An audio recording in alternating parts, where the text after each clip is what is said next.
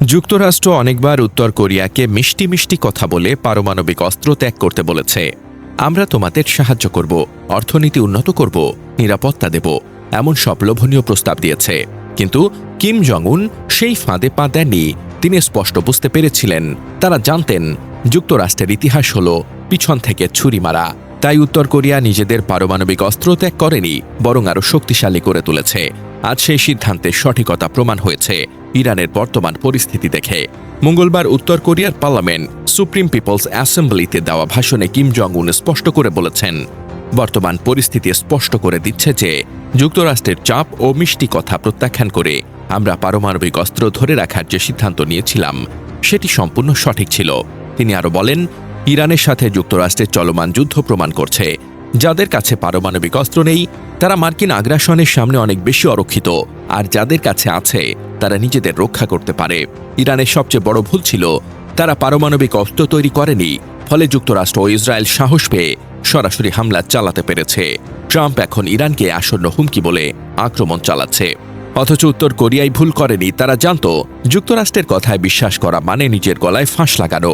তাই তারা পারমাণবিক অস্ত্র ত্যাগ করেনি, বরং আরও শক্তিশালী করেছে।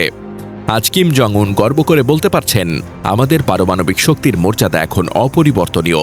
যুক্তরাষ্ট্র উত্তর কোরিয়াকে বারবার বলেছে, অস্ত্র ত্যাগ করো, আমরা তোমাদের অর্থনীতি গড়ে তুলব, নিরাপত্তা দেব। কিন্তু উত্তর কোরিয়া জানত এই কথার পেছনে লুকিয়ে আছে লিবিয়া ও ইরাকের মতো দেশের ভাগ্য।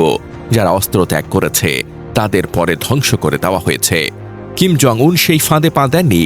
ফলে আজ যুক্তরাষ্ট্র উত্তর কোরিয়ার সাথে কথা বলতে গেলে অনেক হিসাব নিকাশ করে বলতে হয়। ট্রাম্পকে এখন স্বীকার করতে হয় উত্তর কোরিয়া একটি পারমাণবিক শক্তিধর রাষ্ট্র। আজ ইরানের বর্তমান যুদ্ধ দেখে স্পষ্ট হয়ে গেছে, যাদের কাছে পারমাণবিক অস্ত্র নেই তারা যুক্তরাষ্ট্রের চোখ রাঙানির সামনে অনেক বেশি দুর্বল, আর যাদের কাছে আছে তারা অন্তত আত্মরক্ষার ক্ষমতা রাখে। উত্তর কোরিয়া এই সত্যটা আগেই বুঝতে পেরেছিল, তাই তারা যুক্তরাষ্ট্রের লোভনীয় প্রস্তাব প্রত্যাখ্যান করে নিজেদের শক্তি ধরে রেখেছে।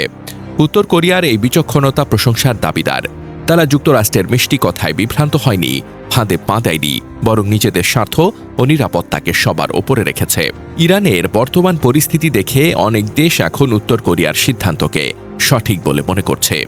সর্বশেষে বলা যায়, পারমাণবিক অস্ত্র কোনো খেলনা নয়, কিন্তু যখন একটি দেশকে ঘিরে যুক্তরাষ্ট্র ইসরায়েলের মতো শক্তি আক্রমণাত্মক হয়ে ওঠে তখন আত্মরক্ষার শক্তি ছাড়া বেঁচে থাকা প্রায় অসম্ভব। উত্তর কোরিয়া সেই শক্তি ধরে রেখেছে, আর ইরান আজ তার অভাব অনুভব করছে। উত্তর কোরিয়ার বিচক্ষণতা ও সাহসকে সাধুবাদ। তারা যুক্তরাষ্ট্রের ফাঁদে পা দেয়নি, এটাই তাদের সবচেয়ে বড় অর্জন। ইরানের জন্য এটা একটা বড় শিক্ষা।